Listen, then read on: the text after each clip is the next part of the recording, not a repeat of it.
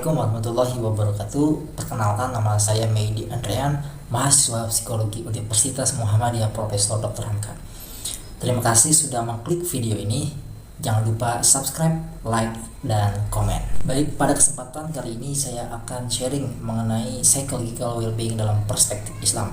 Nah, sebelum jauh ke perspektif Islam itu sendiri, kita harus mengenal dulu, memahami dulu konsep dasar dari psychological well-being.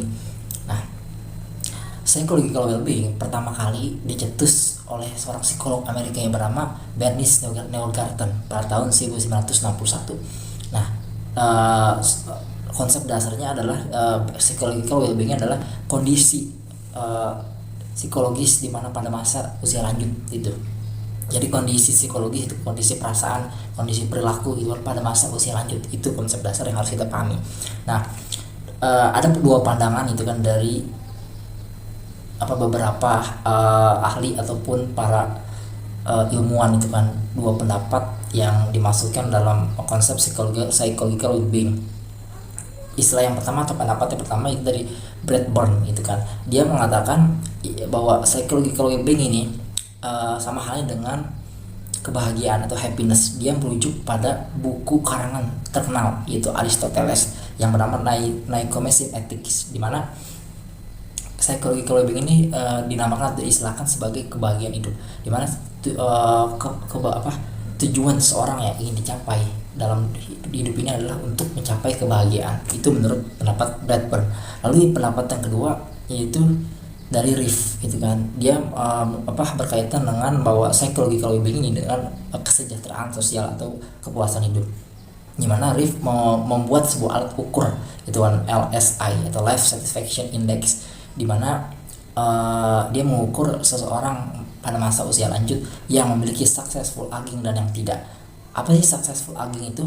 Successful aging itu adalah kondisi di mana sudah mencapai kepuasan hidup itu pada masa usia lanjut, baik dari segi kognitif, baik dari segi perasaan dan sosial ataupun finansial gitu kan. Jadi dan kondisi itu mempengaruhi atau berdampak kepada orang sekitarnya, berdampak juga kepuasan atau kesejahteraan sosial bagi orang sekitarnya. Nah, psychological well-being ini sangat berkaitan erat dengan kesehatan mental. Nah, kesehatan mental itu kan karena psychological well-being ini ada dimensi yang mengacu pada kesehatan mental itu sendiri. Nah, apa sih kesehatan mental itu? Nah, menurut beberapa referensi dari para pemikir Islam itu, Abdul Aziz Al-Khaus mendefinisikan bahwa kesehatan mental itu adalah suatu kemampuan itu kan untuk beradaptasi secara sempurna, ya kan, secara sempurna di berbagai situasi kejiwaan, ya kan, serta mampu menghadapi krisis kejiwaan yang pada umumnya dialami oleh banyak orang, gitu kan, oleh banyak orang yang ditandai juga dengan adanya perasaan yang senang dan merasa berkecukupan. Nah, jadi secara inti bahwa kesehatan mental itu adalah kemampuan kita bagaimana ketika kita dalam situasi galau, sedih ataupun marah itu kan, kita bisa beradaptasi, kita bisa menyesuaikan, kita bisa menyadari dulu kalau kita sedang berada pada kondisi seperti ini. Setelah kita menyadari, baru kita beradaptasi, kita menyesuaikan, kita meregulasi gitu kan situasi-situasi yang tadi agar stabil. Jadi kemampuan kita untuk di berbagai situasi apapun untuk bisa beradaptasi itu, untuk bisa beradaptasi dalam notabene untuk berubah dari keadaan yang negatif menjadi keadaan yang positif. Gitu. Serta kita juga bisa menghadapi krisis kejiwaan apapun itu. Kita bisa menghadapinya, kita tidak lari ataupun kita tidak diam, tapi kita hadapi itu kan dengan cara-cara yang kita bisa atau kita mampu. Nah, dan juga ditandai dengan indikator bahwa kita setelah melakukan kemampuan atau melakukan cara-cara untuk mengurangi atau gejala-gejala psikis itu kan yang membuat kita mengalami situasi kejiwaan yang sangat tidak real, secara tidak rasional, kita sulit untuk beraktivitas itu kan, sehingga ada perasaan yang senang dari perasaan kita dan juga kita merasa berkecukupan gitu. Dalam Al-Quran sendiri, konsep psychological well-being ini juga dibahas itu, yaitu Allah Subhanahu wa taala berfirman, Bismillahirrahmanirrahim, alladzina amanu wa tatma'innu qulubuhum bi dzikrillah, ala bi dzikrillahi tatma'innul qulub, yang artinya yaitu orang-orang yang beriman dan hati mereka menjadi tentram karena mengingat Allah. Ingatlah, hanya dengan mengingat Allah hati menjadi tentram. Nah, dalam ayat tersebut menjelaskan bahwa ketika kita mengingat Allah, hati kita akan menjadi tentram, hati kita akan menjadi tenang. Hati yang tenang itulah yang berkaitan dengan dimensi psychological well-being, di mana adanya perasaan atau kondisi perasaan yang bahagia, adanya suatu kepuasan untuk hidup dengan berbagai aktivitas yang kita lakukan, sehingga sangat berkaitan dengan psychological well-being ini, khususnya dimensi-dimensi yang akan kita bahas atau yang akan dijelaskan nanti, yaitu ada beberapa dimensi dalam psychological well-being itu yang ditinjau dari perspektif psikologi Islam. Ada 5 dimensi yang terdapat pada pembahasan di psikologi Islam itu sendiri. Nah, yang pertama yaitu penerimaan diri atau self acceptance. Allah Subhanahu wa taala berfirman dalam surat An-Nisa ayat 79 yang berbunyi, Bismillahirrahmanirrahim, ma asabaka min hasanatin famin Allah wa ma asabaka min sayyi'atin famin nafsik. Yang artinya kebajikan yang kamu peroleh itu merupakan datang dari sisi Allah Subhanahu wa taala, dan keburukan yang menimpamu itu merupakan datangnya dari kesalahan dirimu sendiri. Jadi ayat di atas mengartikan bahwa self acceptance atau konsep penerimaan diri dalam psikologi itu kan kondisi di mana individu atau kita itu kan menerima, mengakui itu kan kelebihan kita, kekurangan kita gitu kan, terus kelemahan kita dalam kecerdasan atau dalam berpikir itu kan. Kita juga tahu kemampuan diri kita mengenali yang merugikan kita ataupun merugikan orang lain. Itu konsep self-acceptance dalam psikologi. Dan jika kita integrasi dalam konsep psikologi Islam, bahwa kebaikan atau hal-hal yang positif itu datang dari Allah Subhanahu wa taala, dan kita dianjurkan untuk mensyukurinya. Tapi sebaliknya, ketika datang sebuah keburukan, itu datang bukan dari Allah, tetapi kita sendiri yang membuat itu, kita sendiri yang menciptakan hal itu. Nah, contoh, ketika kita misalkan diberi atau mendapatkan sebuah rezeki uang sebesar 20.000 itu kan, nah sebenarnya itu merupakan rezeki yang Allah beri kepada kita. Nah, ketika kita misalkan tidak menerima atau tidak mengakui itu sebagai rezeki, ataupun kita merasa itu masih kurang dengan apa yang ingin kita beli, maka itu menjadi suatu keburukan itu kan. Tapi datangnya pertama itu baik gitu kan. Kenapa jadi buruk? Karena kita sendiri, mindset kita sendiri yang mengatur atau mendesain hal itu menjadi buruk. Jadi poin penting adalah mindset, pola pikir, dan cara kita berpikir, cara pandang kita terhadap apa yang diberi Allah itu seperti apa. Jadi itulah yang membuat buruk. Jadi Allah itu nggak pernah ngasih keburukan kepada hamba-hambanya. Dan juga contoh lain, ketika kita ini kan diberikan potensi masing-masing oleh Allah gitu. Allah memberi sebuah takarun kepada diri kita nih. Nah, kenapa menjadi buruk ketika kita tidak menyadari itu? Ketika kita mengklaim bahwa diri kita ini tidak bisa apa-apa, bahwa diri ini misalkan kita tidak bisa atau kita kurang dalam hal berhitung, tapi kita mengklaim, menjustifikasi bahwa diri kita tidak bisa apa-apa, bahwa diri kita ini lemah, bahwa diri kita ini bodoh. Padahal mungkin itu kan kita memiliki kemampuan atau kecerdasan di dalam bidang non akademik seperti olahraga atau seni budaya ataupun berbahasa Indonesia gitu kan. Jadi Allah itu sudah memberikan paket lengkap kepada manusia berupa potensi gitu. Tinggal kita menyadari, mengakui, dan menerima hal itu gitu kan. Lalu yang kedua, dimensi yang kedua itu adanya hubungan positif dengan orang lain. Nah, Allah Subhanahu wa taala berfirman dalam surat Al-Isra ayat 7 yang berbunyi, Bismillahirrahmanirrahim, in ahsantum li anfusikum wa in asatum falaha. Yang artinya, jika kamu berbuat baik, maka kebaikan itu hakikat untuk dirimu sendiri, dan jika sebaliknya kamu berbuat jahat, maka kejahatan itu balik atau untuk dirimu sendiri juga.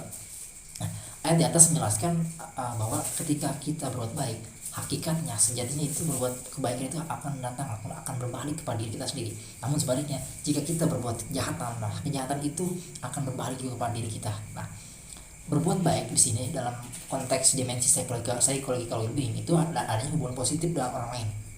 Dimensi ini menandakan bahwa ketika kita memiliki hubungan positif dengan orang lain itu kan, maka psychological well-being kita tinggi gitu kan. Artinya kondisi kita untuk mencapai kebahagiaan dan kepuasan hidup gitu kan.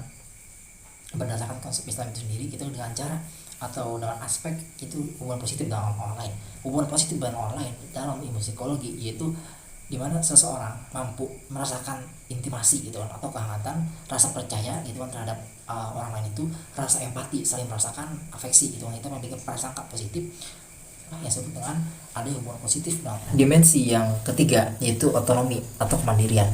Allah Subhanahu wa taala berfirman surat Ar-Ra'd ayat 11 yang berbunyi, innallaha la yughayyiru ma biqaumin hatta yughayyiru ma bi anfusihim, yang artinya sesungguhnya Allah tidak akan mengubah keadaan suatu kaum sebelum mereka mengubah keadaan diri mereka sendiri gitu.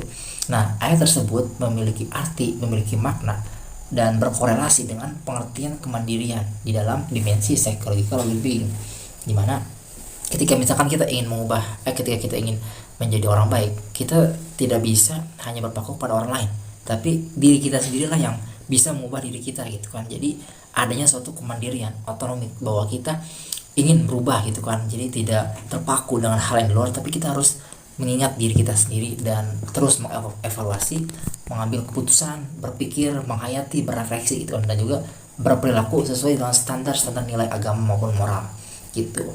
Jadi Tuhan atau Allah itu gak pernah atau gak akan merubah keadaan suatu kaum kalau dirinya sendiri atau kaumnya itu sendiri gak mau ngerubah tuh. Nah, itulah yang disebut dengan otonomi atau kemandirian. Lalu yang selanjutnya, yang keempat, ke dimensi yang keempat itu adanya tujuan hidup. Allah Subhanahu wa taala berfirman dalam Az-Zariyat ayat 56 yang berbunyi, bismillahirrahmanirrahim, wa ma khalaqtal jinna wal insa illa liya'budun. Artinya, aku tidak menciptakan jin dan manusia melainkan agar mereka beribadah kepadaku gitu. Nah, ayat itu menjelaskan bahwa tujuan dari penciptaan manusia di muka bumi ini tiada lain itu kan adalah untuk beribadah kepadanya, beribadah kepada Allah Subhanahu wa taala.